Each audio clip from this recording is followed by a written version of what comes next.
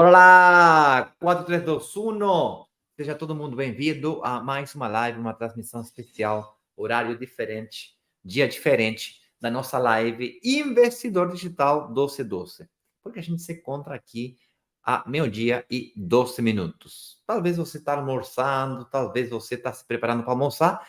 Esse é um tempo ideal para você escutar sobre investimentos imobiliários. É um momento que a gente começa a pensar sobre como investir em apartamentos e fazer com que eles paguem sozinhos. Isso é quando você consegue entender aquelas variáveis que fazem que o aluguel seja maior que a parcela do financiamento. Para quem não percebeu, pelo meu sotaque, eu sou estrangeiro, sou chileno, mas eu moro no Brasil já faz um tempo. Sou casado com brasileira, tenho um filho brasileiro, ainda não sou nacionalizado, mas daqui a pouquinho já. Eu falo que eu sou mais brasileiro do que chileno, só nasci no país errado. Não, brincadeiras. Amo muito o Brasil e eu espero construir arraizar aqui no país do Brasil verde e amarelo. Com isso falado, eu gostaria de ser acompanhado por pessoas que sabem mais do que eu sobre financiamento. Como eu não nasci no país, pode ser que vocês não confiem na minha experiência. Então, portanto, eu trouxe aqui uma pessoa que trabalhou no banco. Ela estava do outro lado da cortina. Estava do outro lado. Ela atendia cliente, mandava documentação e tal. Ela avaliava o cliente financeiramente para apresentar para os chefes, né, que aprovam ou recusam, como chama? Financiamentos, ok? Então, com isso falado, e sem mais demora, eu vou fazer aqui entrar a minha amiga Raquel. Raquel, aceito Raquel. E aceito por aqui também uma cortina. Bem-vinda.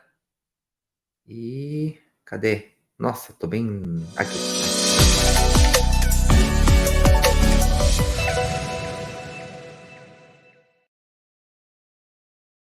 Boa tarde, Raquel, tudo bom? Boa tarde. Deixa eu só ajustar aqui um detalhezinho aqui do meu fone, senão vai dar eco. Vamos ver.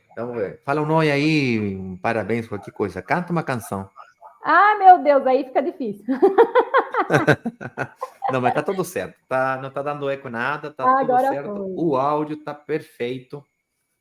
E aí, Boa Raquel, tudo tarde, bom com você? pessoal. Tudo bem? Um prazer aqui, nós juntos mais uma vez, né, Inácio? Trazer Mais uma vez. mais um pouquinho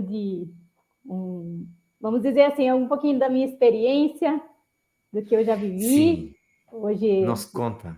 estamos aqui agora com a Brokers, mas já vivi durante 17 anos, né?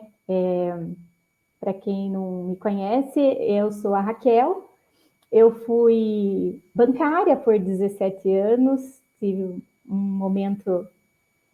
Aconteceu uns episódios na minha vida, tive que dar uma paradinha, e aí a Brokers me encontrou, e eu vim fazer parte desse time da Brokers, que é um time maravilhoso, é uma empresa que realiza, digamos assim, alavanca as pessoas a ir em busca dos seus sonhos, e isso eu gosto muito, né, de ajudar as pessoas, orientar, estar sempre próximo, e aí eu vim para cá e, assim, estamos aqui para orientar o pessoal. Muito obrigado, Raquel, para essa apresentação. Muito obrigado por estar aqui conosco. Generalmente temos nossa anfitriã geral, que é a Vanessa Medeiros, só que ela está fazendo um exame. Como chama aquele exame que para tu saber o sexo, o gênero? Você fala gênero no Brasil ou sexo? Do Os dois. bebê. Se é homem ou mulher. Hoje ela foi fazer o exame para saber, foi fazer os exames de rotina e mais ultrassom para saber o sexo do bebê já.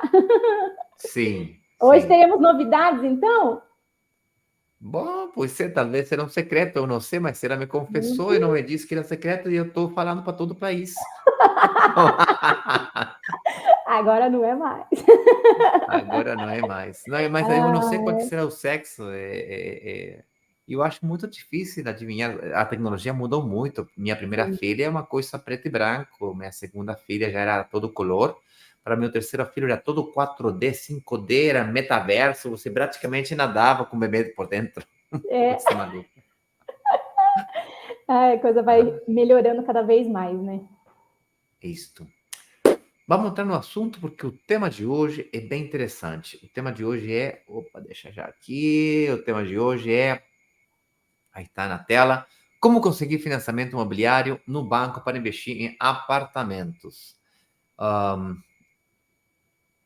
vamos lá. Vamos começar pelo básico. Por que querria eu, no primeiro lugar, fazer um financiamento imobiliário no banco para investir em apartamento? Bom, a primeira razão, meio que óbvia, é porque pouquíssimas pessoas têm o dinheiro para pagar o apartamento à vista, né? Mas a segunda motivo, segunda razão pela qual a maioria das pessoas procuram financiamento bancário para alavancar investimentos imobiliários é porque você ganha dinheiro com dinheiro que não é seu. Simples assim. Mas como assim, né? Não estou entendendo. Você quando compra um apartamento, vamos supor de 500 mil reais, você precisa pagar para o banco com um financiamento que hoje no Brasil está aproximadamente em 80%, mas 80% seria 400 mil. Ou seja, você teria que pagar a diferença na entrada, pode pagar parcelado, as incorporadoras hoje em dia dá muita facilidade para poder pagar parcelado, a gente negocia duro, pesado com as incorporadoras para baixar essas barreiras de entrada, dá para negociar, tá? E você paga só o 20% do valor do apartamento, na real. Quando o apartamento se valoriza, tem plus-valia, plus-valor, valia, valor, maior valor, desculpa, plus, maior, valia, valor, maior valor, por fatores extrínsecos na propriedade, ou seja, você não fez nada na propriedade, você não arrumou nada na propriedade, ela se valorizou, aumentou o valor dela. Só que o valor que ela aumentou, vamos supor que seja 10%, para fazer as matemáticas simples, 10% do valor da propriedade, que era 500 mil, é 50 mil reais. Ou seja, você botou 200 mil de entrada, parcelado ainda, e logo de um ano, a valorização do imóvel foi 50 mil. Você ganhou 50 mil com 200 mil que você botou. Ou seja, você ganhou um 25% de retorno sobre seu investimento inicial. Claro, é uma matemática um pouquinho vulgar para alguns financeiros por aí. Mas para dar um exemplo de que por que eu falo e por que as pessoas, e por que os investidores utilizam a alavancagem do financiamento para investir em apartamentos. Alguns de vocês vão falar, mas espera aí, cadê o juro do financiamento? Pois é, aí que está o segredo. Por isso que eu falo aqui, como investir em apartamentos e fazerem com que ele se pague sozinho. Quando eu falo fazerem que se pague sozinho, não é que magicamente o apartamento se paga sozinho. É que a gente tem que entender que variáveis mexer, movimentar, alterar, para que o aluguel seja igual ou maior do que a parcela do financiamento. Então, quem paga o financiamento realmente não sou eu, não é meu bolso, é o próprio ativo imobiliário que vai se pagando sozinho. Cada parcela que tu paga, além da valorização do ativo, você ganha a amortização da dívida. Tem gente que utiliza o diferencial do aluguel com financiamento para amortizar a dívida mais rápido ainda. Paga a última parcela, é a última parcela. A cada parcela que você paga na última parcela, você ganha 5 parcelas totais do financiamento. Então você quita a sua dívida bem mais rápido. Tem gente que não faz isso, utiliza a diferença para investir no segundo imóvel e vai depender das estratégias que cada um tenha para isso.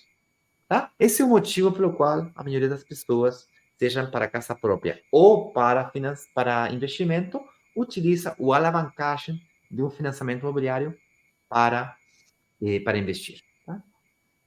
Raquel, eu queria perguntar para você o que é o financiamento imobiliário no primeiro lugar.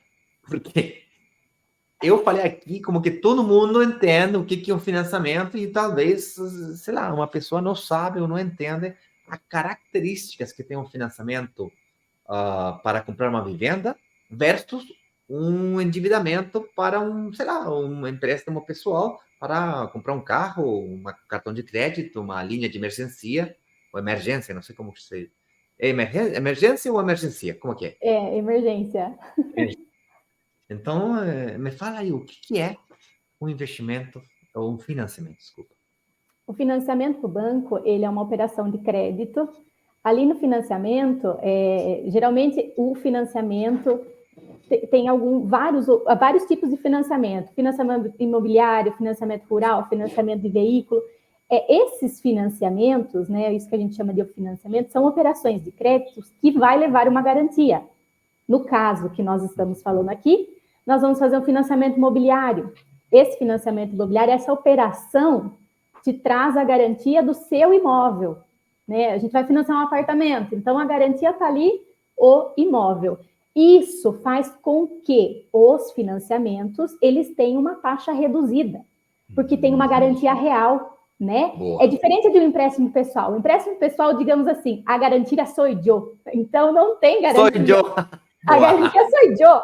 Não tem garantia. E o financiamento, ele já tem uma garantia real. Isso nos proporciona fornecer o financiamento para as pessoas e, com isso, a gente faz essa redução da taxa do financiamento. E aí, o empréstimo pessoal, geralmente, tem pessoas que correm em busca do empréstimo pessoal até mesmo por conta de algo emergente. Tive uma emergência, preciso de um empréstimo pessoal. Você pode ter certeza que a diferença da taxa de um empréstimo pessoal é muito diferente de uma taxa de um financiamento. Você aí que já financiou, por exemplo, um carro, né? O financiamento de um carro, tem pessoas que às vezes precisam, né? Vou partir para o financiamento de um veículo, a taxa vai ser reduzida, você negocia a taxa numa taxa menor. Porque, geralmente, financiamento de veículos, vamos falar assim, é mais comum acontecer, né? Hoje em dia tem, nossa, 1 milhão de financeira você vai comprar um carro, na própria concessionária já tem uma financeira ali. Porque você está garantindo o carro. Se acontecer alguma coisa, ali esse bem fica para o banco, digamos assim, né? Porque você tem umas cláusulas no contrato e tudo mais, que ali está alienado, essa garantia. Então, o banco vai te proporcionar uma taxa menor nessa operação de crédito, que é o financiamento. Com isso parado e com esse conhecimento, então a gente começa a pensar: se eu estou querendo diminuir a minha taxa de juros, quanto maior a garantia para o banco, menor risco ele tem com minha operação de financiamento, não é? Exatamente. Então, portanto, uma estratégia que eu poderia utilizar é: eu não vou pedir um 80% de financiamento, eu vou pedir um 70% de financiamento, um 60% de financiamento. Claro, fica mais difícil pagar a entrada, tudo bem. Aí você, dado que você tem mais parcelas e tem facilidades para pagar a entrada, talvez você tenha um pouquinho de poupança, outro percentual de parcelas, porque aí você tem que fazer um cálculo. Se eu dou mais entrada e o juro diminui, a diferença entre o aluguel e a parcela do financiamento aumenta. E talvez essa diferença faça com que eu consiga quitar o financiamento mais rápido. Ou talvez essa diferença fica tão grande entre o aluguel e o financiamento. Lembrando que o financiamento tem diferentes tipos de taxa de juros. Por exemplo, a taxa... Me ajuda aí, Raquel. A taxa Price. Acho que a taxa Price é fixa. E a taxa... Selic não, é saque. Saque. A saque price. A price é decrescente. Não, é fixa. Não, a taxa price é fixa e a saque é decrescente. É mais alta no início e vai decrescendo a período do tempo. Vai diminuindo conforme o tempo. Isso. E a taxa price é fixa. Por certo, a taxa price tem esse nome pelo francês matemático que inventou a taxa fixa, que vai tirar uma amortização bem pequenininha no início, ou seja, de cada parcela que você paga, no início um percentual muito alto de juros e um percentual pequenininho de amortização. E isso vai diminuindo o percentual que você paga de juros e vai aumentando o percentual que você paga de amortização. Tal que, mais ou menos, no 50% do no 50% do período total do financiamento, você começa a pagar mais amortização do que juros. Na taxa... Ai, esqueci do nome novamente. Aquela que é decrescente. Ai, Deus meu. Como que se chama essa taxa? Aquela que é decrescente começa maior no início e vai decrescendo. Ela tem uma taxa de amortização mais rápida. Tá? Ela é decrescente justamente por isso, porque amortiza mais rápido. Só que, claro, o valor da parcela começa mais alta no início. Fica mais difícil equalizar o aluguel com a parcela. Por isso que faz sentido encontrar o ponto de equilíbrio entre o percentual de entrada que você paga, dado que você pede um financiamento menor. Quando você pede um financiamento menor, a exigência de salário é menor também. Então, acontece uma série de situações que, entendendo esse simples fato que a Raquel aqui acabou de falar, que o financiamento de vivenda, a próprio ativo imobiliário fica como garantia do financiamento, fazendo que a taxa de juros diminua, te permite aperturar uma série de opções que, opa, peraí, agora começa a mexer mais variáveis. Lembra que no início a gente falou como entender que variáveis mover para que o aluguel seja melhor que o financiamento? Pois é, a gente está comentando aqui uma, que parece muito óbvio. O que é um financiamento? Sim. É óbvio, né? Porque tem um detalhinho aí que é interessante de descobrir, fazer uma escarvada, né? Que nem igual que um cachorro. Falando de cachorro, comprei um cachorro faz uns 7 meses, um Rottweiler. Raquel, ele destruiu o pátio. Não tá entendendo? Ele pegou a mania de fazer assim. Ele quer ir para onde? Será? Meu Cavocando? Virou senhor, tatu? tive que fazer um canil especial para ele. É uma coisa muito maluca. E aí, Ai, cachorro. ontem eu trouxe ele para dentro de casa e estou tentando treinar ele para ficar ali no cantinho dele. Cantinho nada! Ele bebeu do banheiro, comeu o papel higiênico, ele praticamente lavou as mãos no meu, meu... Ai, coisa que acontece. Eita, Bom, nós! ai, coisas que acontecem no Brasil. Tem que ter paciência. Uma coisa que eu queria aproveitar de falar. No Brasil tem esses subsídios do governo, a verde amarelo ou Minha Casa Minha Vida, dependendo do governo, o nome muda. E basicamente o que faz é que dá um subsídio na taxa de juros do imóvel. No nosso caso, do apartamento. Então, é interessante você, como investidor, analisar se é mais conveniente comprar um apartamento de 500 mil ou dois apartamentos de 250 ou 300 mil. E isso vai depender da sua capacidade de financiamento, la qual depende do percentual de entrada que você dá, e o subsídio que você poderia conquistar baseado na sua renda e a característica do imóvel. Tá? Então, uma pessoa que tem uma renda maior perde acesso a certos subsídios e você teria que se planejar para tentar fazer isso. Então, por que eu falo isso aqui, Raquel? Porque muitas pessoas, muitas mesmo, que têm renda entre 7 mil e 12 mil reais, acredita que está por fora, que não consegue investir. E a gente poderia até baixar um pouquinho, 6 mil reais. 6 mil, a partir de 6 mil reais,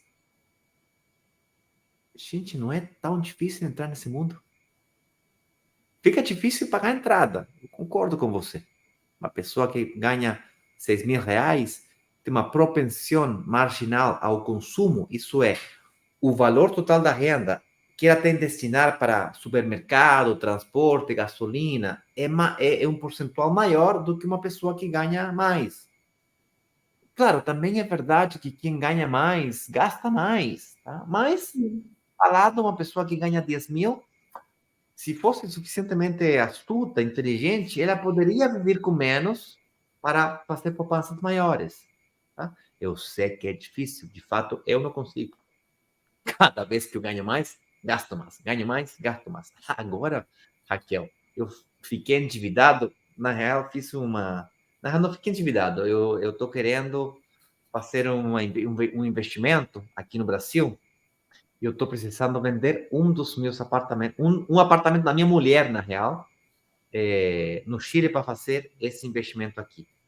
E eu não precisaria fazer isso se eu, durante esse ano, tivesse feito poupança. Mas o Inácio gastou dinheiro de férias, ele foi de férias para o sul do Chile, ficou 2 semanas curtindo a vida, gastei grana pra caramba, comprei comida, comprei carne, fiz churrasco todo dia, gastei mais do que eu devia e hoje estou sofrendo as consequências. Arca com as consequências. É, Mas agora, colecionou memórias, Inácio. memórias caras, mas memórias no final das histórias. Poderia ter colecionado memórias um pouquinho mais baratas. Mas E em agora estou conta. vivendo as consequências.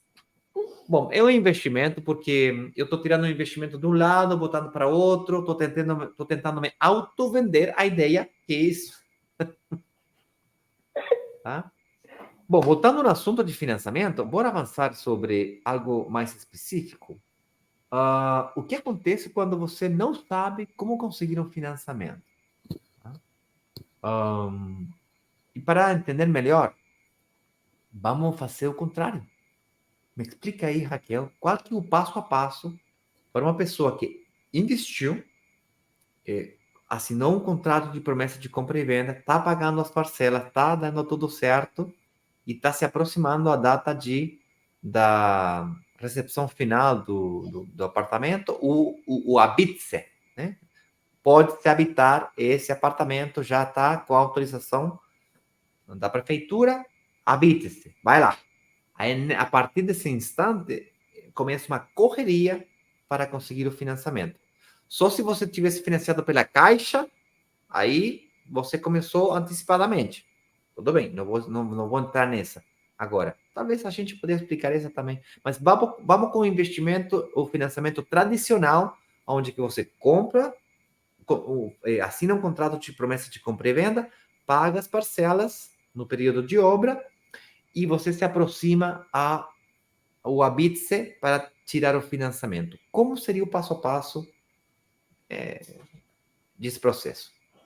Com a visão de banco, vamos dizer assim, o processo, Sim, né? de Vamos falar banco, assim, chega uma pessoa ali comigo, todo gerente ali da conta, de contas e tudo mais, a pessoa chega que quer um financiamento imobiliário, né? Primeira coisa que nós, funcionários de bancos, fazem, vai olhar o cadastro do nosso cliente para ver se está tudo ok, né? Se está atualizado a questão dos recebimentos, né, que é os salários, se está atualizado no cadastro a parte financeira, que seria imposto de renda, que seria olerite, prolabore, enfim, o que nos direciona para ver a capacidade de pagamento daquela pessoa, né? Então, primeira coisa que a gente faz é organizar a casa do cadastro, vamos dizer assim. Documentos também, uma coisa que eu lembrei hoje, Inácio, os documentos têm que estar sempre atualizados também, porque tem pessoas que chegam com RG muito antigo. Então, tem um tempo para você se preparar, né? Tem um tempo para você se organizar, para que não vire essa correria, vamos dizer assim, na hora de que esteja emitido o habite já. O banco vai analisar o seu cadastro, analisando o seu cadastro, está tudo ok, né? Tá, o seu imposto de renda está certinho, o seu salário está ali, os contra-cheques, né, que chama, tá ali no sistema já, tudo. Aí, o que vai ser depois no próximo passo? Ver a capacidade de pagamento sua, né? Nessa capacidade de pagamento, a gente fala que, assim, não pode ultrapassar o seu endividamento mais do que 30%. Tem aqui, quando falando em endividamento, tem um detalhinho aqui que tem gente que às vezes não sabe, né? Assim, quem trabalha com isso, que está à frente a isso, algo óbvio, mas tem muita gente que não sabe que dentro do sistema bancário existe umas ferramentas que permitem que o banco visualize todas as suas despesas, todo o seu endividamento. Às vezes você acha que o banco só está vendo o que você tem de parcela que caia na sua conta. Ah, eu tenho ali o seguro, eu tenho ali alguma coisinha que cai, mas não é tudo que está ali. Às vezes você acha que você fez um empréstimo no banco X e o banco Y não vai saber. Vai saber, porque existe uma ferramenta dentro do banco que permite que veja todo o endividamento do Bacen daquele cliente, né? A gente costuma também falar assim, tem pessoas que acham que se você tem uma dívida, inclusive uma dívida atrasada em outro lugar, o banco que você está pedindo financiamento não vai saber, ele vai saber. Ele vê um todo. Esse endividamento que o banco faz, a análise, que não pode ultrapassar o 30% do valor que você tem de entrada. Por exemplo, você ganha ali 10 mil. Então, você não pode ter um endividamento que comprometa mais do que 30% da sua renda. Ou seja, as suas parcelas não podem ser maiores, nesse caso, de 3 mil. Você não pode fazer um financiamento com uma parcela maior de 3 mil, porque já está comprometida a sua renda. Porque você também tem que ter o sistema bancário todo, ele também não vai assim enforcar você, vamos dizer assim, te forçando a fazer parcelas maiores, porque você tem suas despesas pessoais do mensal, digamos assim, do mês. Tem as despesas com alimentação, tem as despesas, enfim, tantas outras despesas que o banco também não vai fazer você ficar endividado, alguma coisa do tipo. Então, eles vão analisar muito bem a questão da sua renda. Então, a questão de endividamento, a gente não pode achar que o banco não está vendo que você está gastando fora. Vai ser também analisado. Outra coisa... Oi? Desculpa, pode continuar, eu faço minha pergunta depois. Não se preocupe. Aí, a análise é feita do cadastro, depois disso do cadastro vai e partir para o seu endividamento para ver que você apresentou ali vai condizer com uma parcela de um financiamento. O Inácio comentou aqui da entrada, né, do apartamento. Queria um apartamento, eu vou colocar uma entrada maior. Isso é muito interessante, porque na hora que o banco for analisar, porque também tem a análise do bem que você vai financiar. Quando o banco for analisar o bem que você está financiando, ele vai ver, tem até o pessoal que faz me fugiu a palavra, que faz a vistoria. A vistoria ele vai ver ali, olha, esse apartamento aqui, ele já está avaliado em tanto, e a pessoa já pagou tanto, né? Já deu um tanto de entrada, né? E nessa análise, nessa vistoria que está sendo feita, quem está pegando aqui na planta, aí tem uma sacada também. A pessoa está pegando na planta, ela está pegando um valor que menor. Lá na frente vai fazer a diferença, né? Porque daí o seu bem é maior, o valor dele, e você está financiando menos. E o banco entende que ele tem uma garantia que maior, que já está quitado uma boa parte da garantia. O risco é menor. O risco é menor. O risco é menor. E até mesmo assim, a pessoa pagou aquela entrada, né? Deu lá as parcelinhas mensais, não teve atraso, aconteceu tudo aquilo, né? Então, é uma pessoa bem para entrar no financiamento, porque é uma pessoa que pagou direitinho, pagou suas parcelas corretamente, não teve os atrasos, tudo isso é analisado. Outra coisa que é analisado é o score bancário. O score bancário, dentro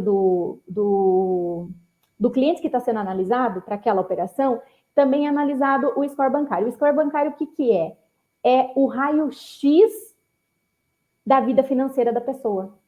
Nesse score bancário, você pagando tudo corretamente, data, outra coisa, não entrando em rotativo de cartão, tudo isso, o seu score bancário vai aumentar. Quanto maior o seu score bancário, melhor as suas taxas também. É uma coisa que vai influenciar na taxa. Tem uma pergunta e um comentário, Raquel. Daí... Tá dando eco, Nácio? Saiu meu dando eco. fone aqui. Peraí, deixa eu conectando aqui. Foi? Tá tudo certo agora atrás? Agora dá, Então tá, eu tava te perguntando, Raquel, uma pergunta e um comentário, tá? Vamos começar pelo comentário. Você diz que é uma sacada que quando você compra na planta, você compra um valor menor. Obviamente, o valor do imóvel vai aumentando à medida que ele vai sendo construído por fatores extrínsecos, pelo simples fato que você investiu em um setor emergente que foi mudado, sei lá, antes não tinha metrô, agora tem metrô, antes não tinha praça, agora tem praça. Ou simplesmente aumentou a demanda de procura para morar ali nesse setor, ficou de moda, todo mundo querendo morar ali, etc. Mas também tem um fator intrínseco, que é o fato que você comprou na planta, tinha uma maquete, um plano, e agora já está construído o prédio. Esse risco que você assumiu no período de obra é premiado por preço. O valor do imóvel vai aumentando enquanto a incorporação vai sendo construída. Então você ganha duplo. De fato, o período de obra é o período de maior valorização do imóvel. E tem muita gente que não sabe que o preço do imóvel congela quando você assina um contrato de compra e venda. Mas tem pessoas que me dizem, não, mas se o período de obra tem juros? Não tem juros. Tem ajuste inflacionário. Você congela o preço do imóvel. Você não congela a inflação. Ajusta pela INCC, que é o Índice Nacional de Construção Civil, que basicamente é a inflação, o aumento de preço dos materiais de construção, do tijolo, dos materiais de construção, do cimento. Cimento ou semente? Cimento. Cimento. Não é ciumento? Que Não é ciumento. Nossa, português não é fácil, hein? Deus nos ajude, Virgem Maria. Ai, ai, ai. Bom, voltando no assunto. Você congela o preço. Então, você acaba pedindo um financiamento menor do que o valor real da propriedade, e por isso que a Raquel estava falando que o cara que faz a avaliação do prédio, ele diz, essa propriedade vale 700 mil, você comprou 500 mil, você vai pedir financiamento de 400 mil, então a garantia real que você está dando para o banco é maior, e aí os juros diminuem. Então tem essa sacada também ali, tá? Essa é uma observação ou comentário do que você estava falando. Uma pergunta, você disse que tem um sisteminha aí que os bancos se compartilham informações e tal. Mas como que funciona com o Banco Central? As minhas dívidas são publicadas publicamente, falando assim? E qual que é o sistema que o Brasil utiliza para determinar meu nível de endividamento? O sistema entre os bancos, né? Ele não vai expor ninguém também, não é. Você não pode em qualquer lugar, você não vai acessar, né? Essa questão do Bacen. É bem restrito isso, são confidenciais esses endividamentos, né? Dentro do banco tem ali, eu tive uma dívida, tá ali constando, eu tenho um empréstimo pessoal no Banco Amarelo, por exemplo, eu tenho um empréstimo pessoal, o Banco Azul vai saber que você tem aquele empréstimo pessoal, o valor que ainda tem de dívida do seu empréstimo pessoal, mas assim, a finalidade, os detalhes maior, não, vai ficar com o banco que você fez. Você só vê o valor, digamos assim. Nós, na hora que estamos fazendo análise, que é um sistema entre os bancos de endividamento externo, a gente aciona ali esse sistema e a gente consegue puxar a vida financeira da pessoa, o endividamento que ela tem com os outros bancos, mas isso não é exposto, não é assim, todo mundo consegue ver. Entendi. Boa. Raquel, eu acho que a gente navegou em como conseguir financiamento imobiliário no banco para investir em apartamentos. A gente conversou um pouquinho o que é um financiamento e nessa parada a gente conversou um pouquinho sobre como conseguir melhores taxas de juros, falando que quando você entrega uma entrada maior, você diminui o risco do financiamento e, consequentemente, você consiga taxas menores. Também falamos da sacada de investir na planta, que quando você entrega o apartamento, a garantia é maior, dado que tem valorização do imóvel. E a gente falou sobre o passo a passo, como é que o financiamento é feito, olhando da cara do que o banco enxerga de nós para conseguir aprovar ou recusar um financiamento. Voltou o eco. Ai, esse eco aqui, viu? Entra ligações, não é? Quando acontece isso. É a mãe. É a mãe. Eu também estou querendo, tá me chamando aqui. Então, gente, era isso que eu queria falar com vocês.